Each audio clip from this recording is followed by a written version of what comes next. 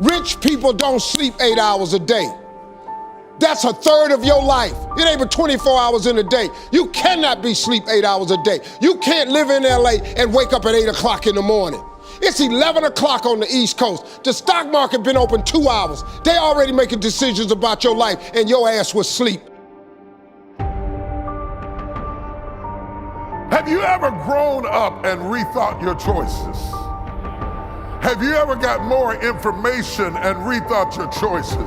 Have you ever looked back at your life in retrospect and found yourself in situations that were based on bad information, immature decisions, selfishness, emotionalism, pride, discontentment, and restlessness, and now you're more mature and you're wiser and you wonder what you could have been had you started earlier on the right road? I wish maybe it's somebody that's streaming that needs what I'm talking about, and you lay down at night and live with the frustration, wonder what would have happened had I not got myself stuck. Stop listening to people who are calling you fat, gay, transsexual, nigger. Everything that is makes no sense. All these insecure people putting their insecurities on you, you gotta flush it out. Some of the best shooters can't hit baskets different times in games. They get in a slump. Do they sit on the sideline and say, I just didn't hit a basket today? No, they continue to execute. I suggest to you that if you are facing a challenge, don't stop. Stay busy, work your plan.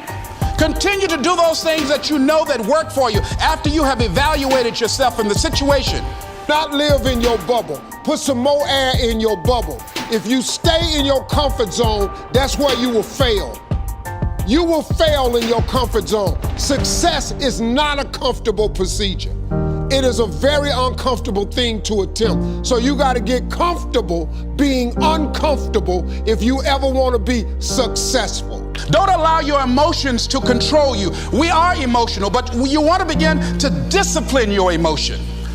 If you don't discipline and contain your emotions, they will use you.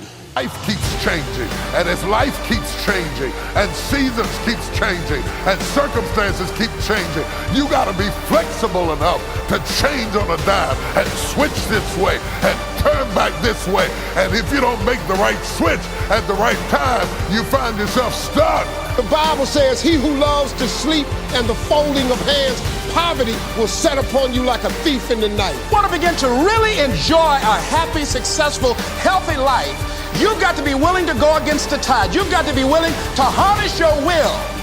You might be called nigger one day. It's okay. You might be called some Jewish word or some faggot or gay word. It's okay. Let them call you that. What are you going to do now? They don't own your life. How are you going to control that now? How are you going to flip it upside down and say, Roger that, now I'm going to harness this shit, and you'll read about me years from now. So part of beginning to get unstuck, you've got to decide that the behavior pattern that you have adopted doesn't work for you. You've got to change your strategies, and changing your strategy means reinventing your life.